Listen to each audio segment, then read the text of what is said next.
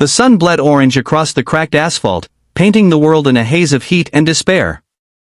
On that lonely stretch of highway, where tumbleweeds danced and vultures circled, two small figures lay crumpled by the roadside. Their tiny chests rose and fell, shallow and weak, as the world sped by. Cars roared past, their drivers' eyes fixed on distant horizons, too busy, too scared, or too numb to stop. The children and siblings, no older than 7 and 9, clung to each other, their dirt-streaked faces pale under the relentless sun. A tattered backpack lay beside them, spilling a single, broken toy truck. No one stopped. No one cared. Until she came. Her name was Lila Mae Carter, a cowgirl with a heart as wide as the plains and a spirit forged in the fires of loss. She rode into view on her chestnut mare, Daisy, her hat tilted low, her boots scuffed from years of riding through life's storms. Lila wasn't looking for trouble, just heading to the next town for a rodeo gig, but something about the scene ahead tugged at her soul. She slowed Daisy to a trot, her sharp eyes catching the glint of the children's faded clothes against the dusty earth. Her heart lurched. She'd seen too much pain in her 32 years to ignore it now. Lila dismounted, her boots crunching on the gravel as she knelt beside the kids. The boy, older by a year or two, stirred, his cracked lips parting to whisper, "Help, please." His sister, curled against him, was barely conscious, her small hand gripping his torn shirt. Lila's throat tightened. She'd lost her own brother to a fever when they were kids, back when their family's ranch was more dust than dreams. That old wound throbbed now, raw and real, as she looked at these two. "Hold on, little ones," she murmured, her voice steady despite the storm in her chest. "I've got you." She pulled a canteen from her saddlebag, dribbling water into their mouths. The boy, whose name she'd later learn was Eli, coughed and blinked up at her. "They left us," he rasped. "Mama, she said she'd be back." Lila's jaw clenched.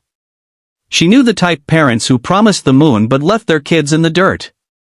She'd seen it in the towns she drifted through, where poverty and desperation turned love into lies. But she didn't press Eli for details. Not yet. First, she had to keep them alive. The challenge was immediate, the kids were dehydrated, starving, and miles from anywhere. Lila's supplies were meager: a half-empty canteen, a few strips of jerky, and a blanket rolled behind her saddle. The nearest town, Dust Creek, was a 2-hour ride, and the kids were too weak to walk. Daisy could carry one, maybe, but not both, and Lila wasn't about to leave either behind.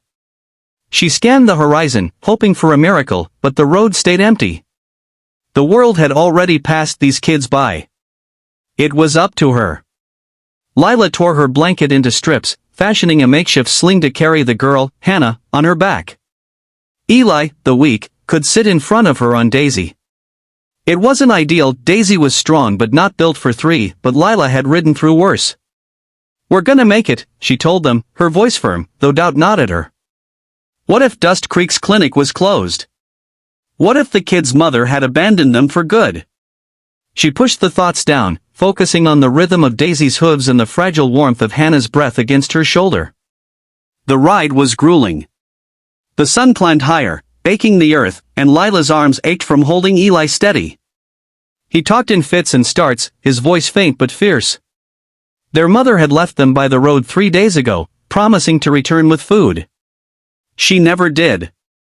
Their father was long gone, lost to the bottle, and the kids had been surviving on scraps and hope. Lila listened, her heart breaking with every word. She told them stories to keep them awake, tales of her rodeo days, of barrel racing under starlit skies, of the time she outran a storm on Daisy. "You're tougher than that storm," she told Eli, ruffling his hair. He gave her a ghost of a smile. Halfway to Dust Creek, trouble struck. Daisy stumbled, her hoof catching a jagged rock. She limped, and Lila's stomach dropped. If Daisy went down, they were stranded. She dismounted, easing Hannah to the ground, and checked the mare's leg. A small cut, no break, but Daisy needed rest. Lila cursed under her breath, then caught Eli's wide, scared eyes. "It's okay, kid," she said, forcing a grin. "Daisy's tougher than me." She bandaged the hoof with another strip of blanket, her supplies dwindling, and they pressed on, slower now, with Lila leading Daisy by the reins. As the hours dragged, Lila's own past crept up. She'd been like these kids once, alone, scared, waiting for someone to care. After her brother died, her parents fell apart, and Lila learned early that the world didn't stop for your pain. She'd built her life on moving forward, one ride at a time, but these kids were cracking that armor. She couldn't save her brother, but maybe she could save them. The thought fueled her, even as exhaustion clawed at her bones. Dust Creek appeared on the horizon just as the sun dipped low, casting long shadows. The town was small, weathered, but it had a clinic. Lila's relief was short-lived. The doctor, a gruff man named Harris, took one look at the kids and shook his head. "They're in bad shape," he said. "Dehydration, malnutrition. The girl's got a fever. We'll do what we can, but," he trailed off, his eyes saying what his words didn't, "they might not make it." Lila's fists clenched. "Do everything," she said, her voice low but fierce. "I'll pay whatever it costs." Money was another problem. Lila's rodeo earnings barely covered her own needs, and she'd already spent most of her cash on feed for Daisy. The clinic's fees were steep, and Dust Creek wasn't known for charity. Lila stepped outside, her mind racing. She could sell her gear, maybe even Daisy, though the thought made her sick. As she leaned against the clinic wall, a stranger approached, an older woman with kind eyes and a weathered face. "Heard what you did," she said. "I'm Clara, from the diner. We don't let kids die in Dust Creek. Not if we can help it." Clara rallied the town. Within hours, the diner was buzzing with folks dropping off cash, food, even clothes for Eli and Hannah. Lila watched, stunned, as strangers became saviors.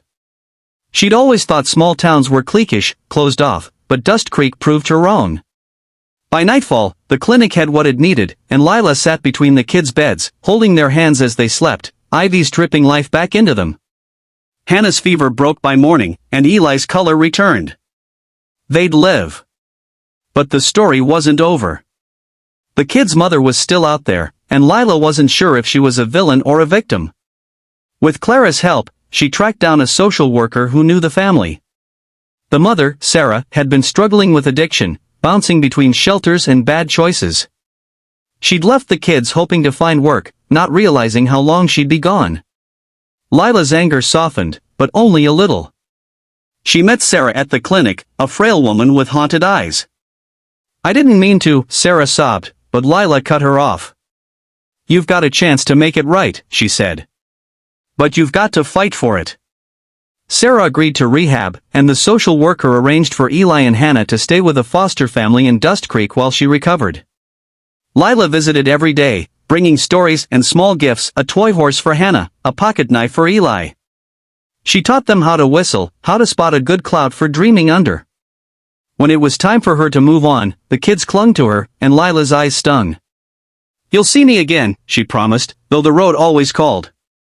As Lila rode out of Dust Creek, Daisy's huff healed and her saddlebags heavier with supplies from grateful townsfolk, she felt different. Lighter, somehow. She'd stopped for 2 kids when no one else did, and in doing so, she'd found something she hadn't known she was missing: purpose. The world was still cruel, still fast and selfish, but one person could make a difference. One person could get off their horse. And to you, watching this story unfold, let this be your call: don't pass by. When you see someone hurting, someone the world's forgotten, stop. Get off your horse. It doesn't take much: a kind word, a helping hand, a moment of courage. Lila Mae Carter changed 2 lives, and maybe, just maybe, you can change one too. The road is long, but it's the stops that make it worth riding.